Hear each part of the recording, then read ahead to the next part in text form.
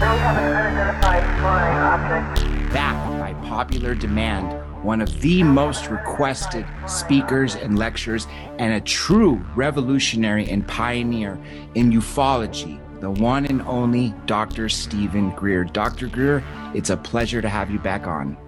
Great to be with you. It's amazing because every time I speak to you, we learn something new. Now, there's several things I want to talk to you about, but before, literally just a couple of minutes before we connected, someone literally wrote a question, and I was hoping we can direct that question to you from the listener. I'm going to read it word for word. This is from Renee in Tucson. Dr. Greer, have you given up on government as a source of official disclosure? That's a great question, actually, and there's a big backstory. We'd probably talk for the whole hour to get her informed as to what the background really is to that. And here's what I mean by it.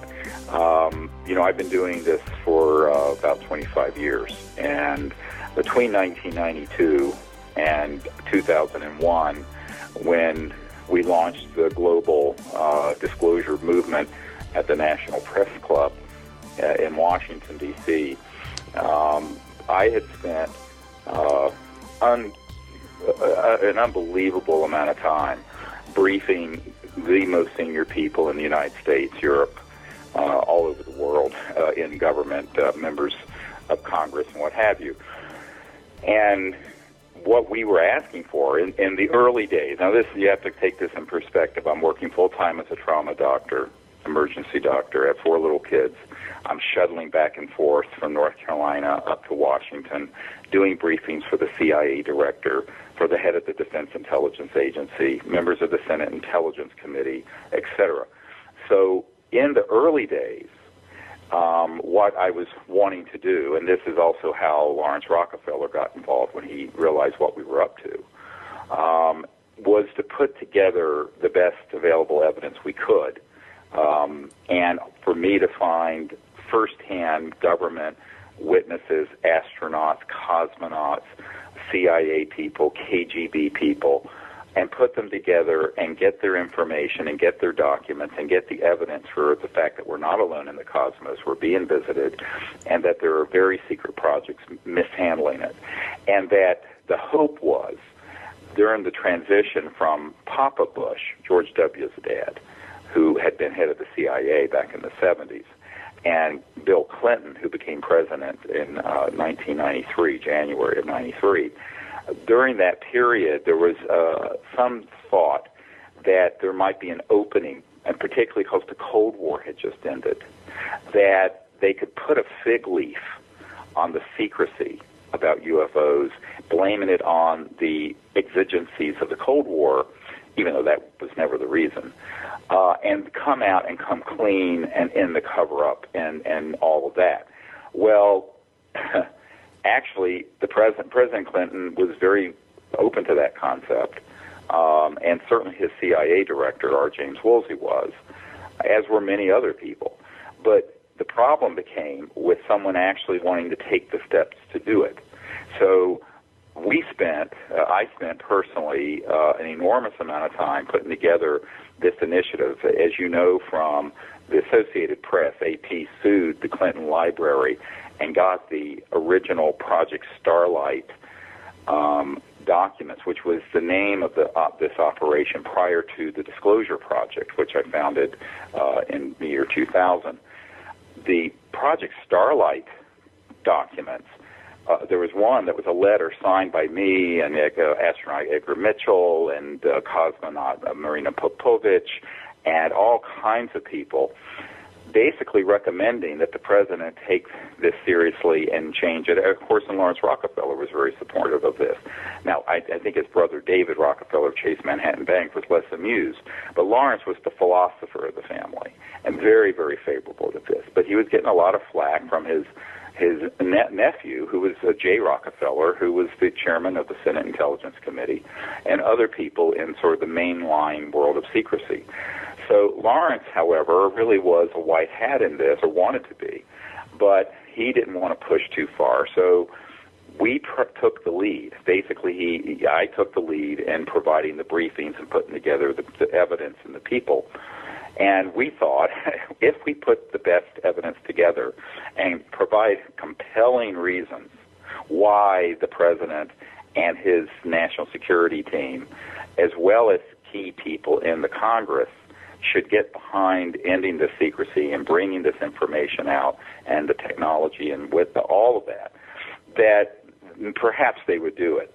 Well, the problem is, having been basically doing this for multiple presidencies, what I have concluded is that the political class are in two big problems.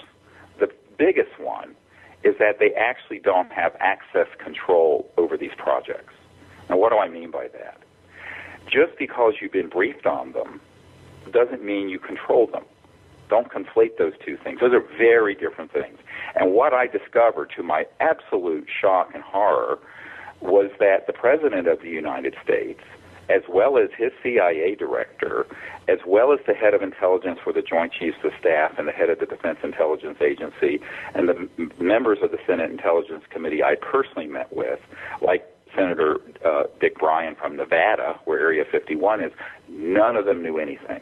And when they asked, they were basically lied to. In fact, Senator Claiborne Pell, who was the chairman of the Senate Foreign Relations Committee, which when I met with him, ironically, I said, Senator, you have been deprived of dealing with the ultimate foreign relations issue, and I pointed to the stars above our head. We were out on a patio in California. And he looked at me and he said, Doctor, I believe you're right. I said, yeah, I am. But he also told me that he had made inquiries through official channels and never gotten any answers. But none of these people felt that it was bogus or that there wasn't something going on, but that it was just an ultra-black project, what we later came to know as an unacknowledged special access project that is not acknowledged to anyone who's not in that compartmented operation. So the problem became, okay, they're interested, they're kind of supportive, but as the CIA director said to me, how do we disclose that which we don't have access to? You get it? So the problem would become, if it was done that way, it would create the largest, most severe constitutional crisis since 1776, and I am not overstating that. So the politicians really don't want to touch that third rail and get electrocuted. Now you have to add on another part of this. And that is that the media, the big mainstream media, not you guys, are completely corrupted by interest in the corporate intelligence sector to ridicule this subject or to whitewash it or to, they'll get someone from a trailer park with all their teeth missing to, say they saw something, but they won't let someone who's a general or a cosmonaut on the air or an astronaut. So what you find is that the big media are poised to attack like a pack of hyenas, crunching on the bones of any politician or public figure that would dare even mention the word UFO or extraterrestrial intelligence and make them a laughingstock. So then you have to add that whole problem into this. The bottom line is, it's not that I have given up that these officials in government should do it. I am extremely skeptical that they will. And that's why, after we notified every significant agency in the U.S. government that we were going to come forward with people who had top secret clearances who had been part of these projects and had firsthand information, that those folks would do so legally without any penalty because the projects that were being disclosed were themselves illegal operations, and the National Security Act didn't apply, and they couldn't prosecute them. And to this date, none of them have been threatened or prosecuted.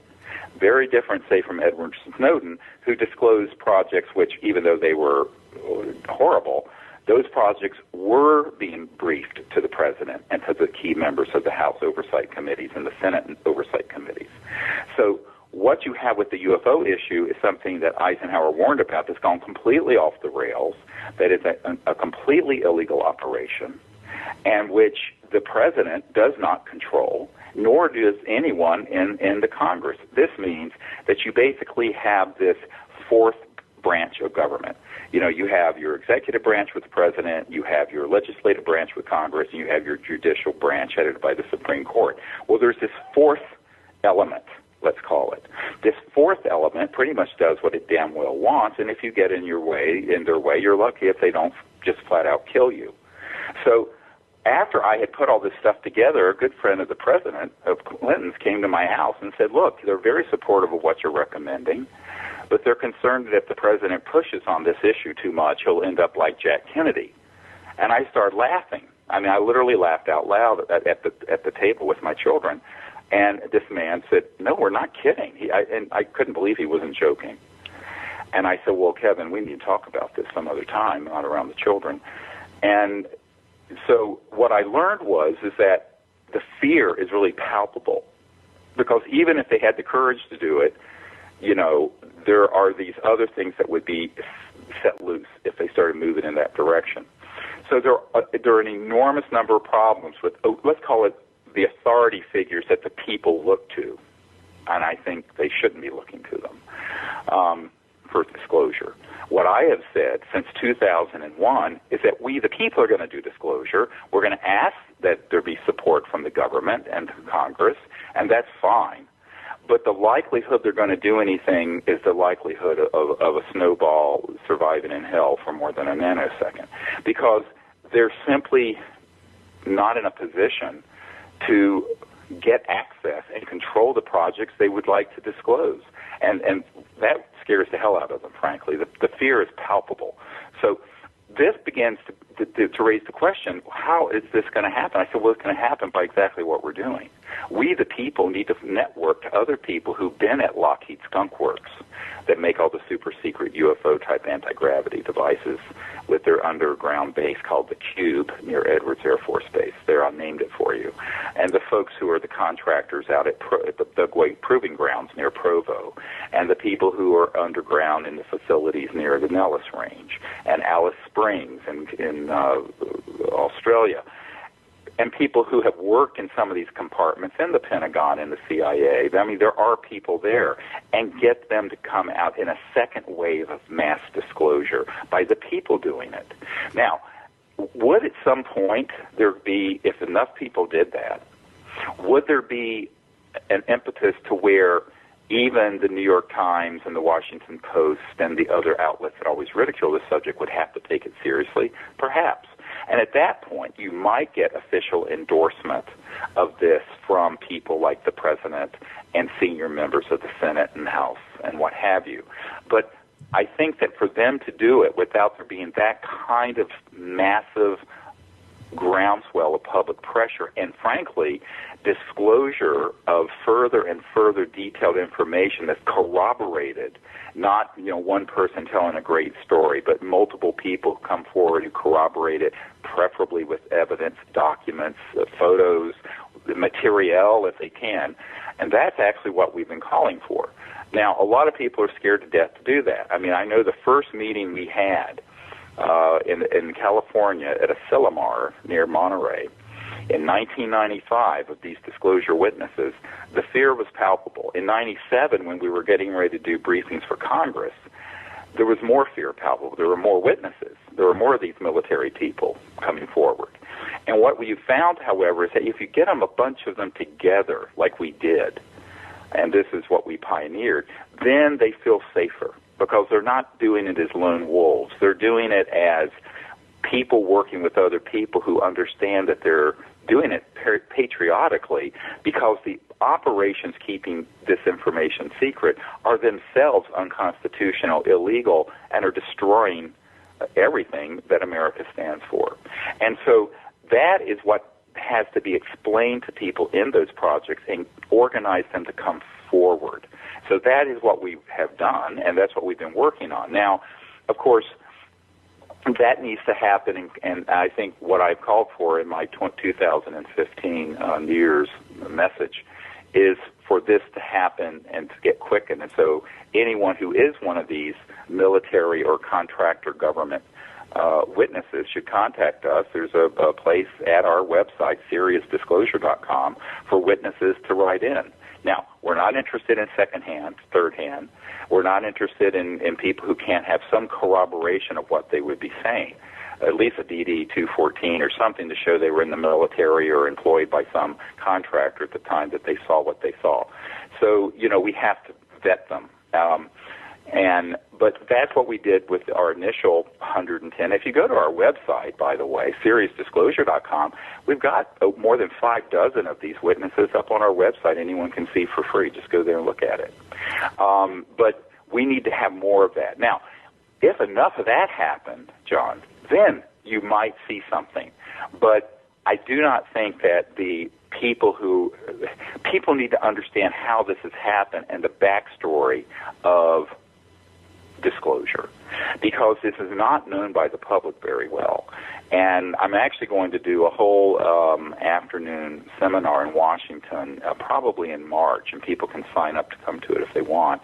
Our website has a free newsletter. We have no advertising on the site, and you can get this for free. Just put your email address in, SIRIUS disclosure.com.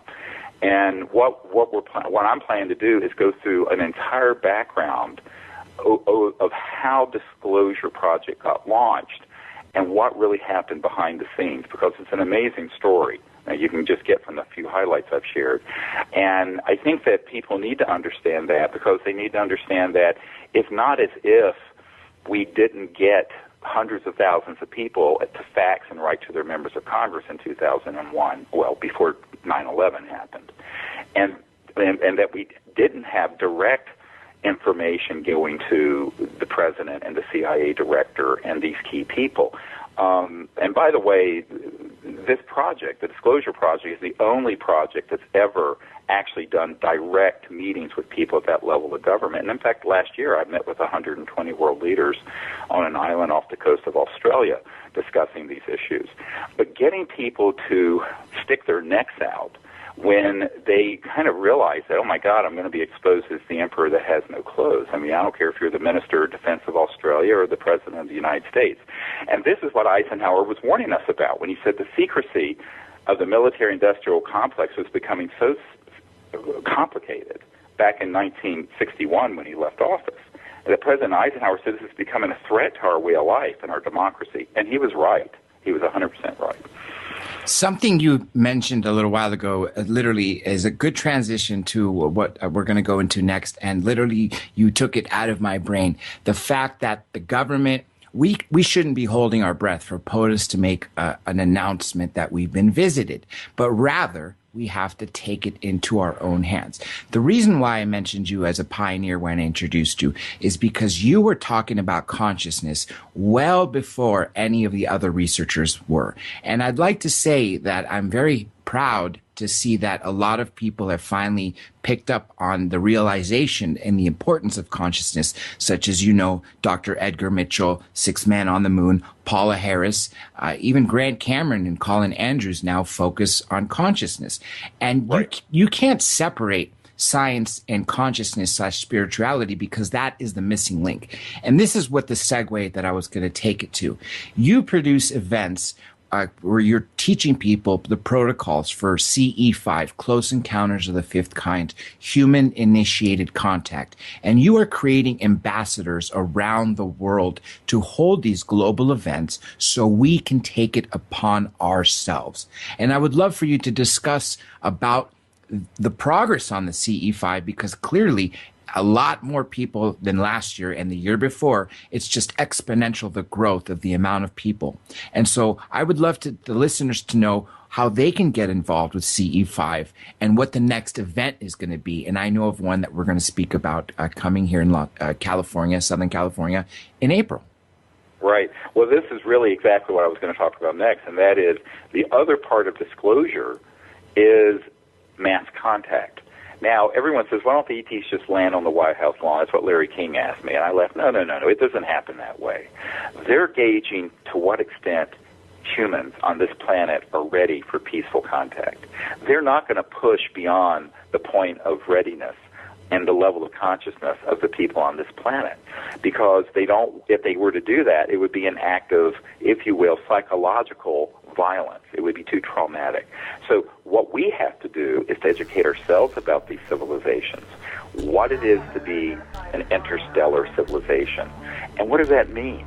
Well, in 1990, I founded the Center for the Study of Extraterrestrial Intelligence, CSETI, for the purpose of training people to do what happened, well, basically to learn to do what I experimented with as a teenager, and that is going into deep consciousness and the samadhi state, being able to remote view these extraterrestrial civilizations, connect to their communication devices and their own consciousness, because their communication systems, instead of hooking to cell phone towers, are linked to thought. So if they want to turn something on, they think to it. So it's at the speed of thought, not the speed of light. Why? Because if you're going from one star system to the other and communicating from one star system to another, if you're a million light years away, it takes a million years for the signal to get there. So you know that it's got to be beyond the dimension of space and time, okay, the 3 and 4D sector. You're going to have to go into 5D and 6D and 12D and 50D. Meaning these states of consciousness and higher states of consciousness. And anyone who actually knows and looks at the astrophysics, frankly, scientifically, of what it would take to become an interstellar civilization, and those are the ones we're talking about being here, know that you would have to have mastered not only going beyond linear space and time transdimensionally, but also communicating that way. Well, guess what? We may not have devices that advanced. I mean, most people are happy to have an iPhone or smartphone, but which is really a piece of junk, frankly. But they know that we have our minds. They know that we're sentient and conscious, and so we can become aware of awareness itself. We can be mindfulness of just the mind, and in that state go very deep, and then open up to where they are and to other dimensions and other points in space. 1,000 light years from here, 1,000,000 light years from here, 1,000,000,000 light years from here. And the only limit to us doing that is our willingness to develop that capability.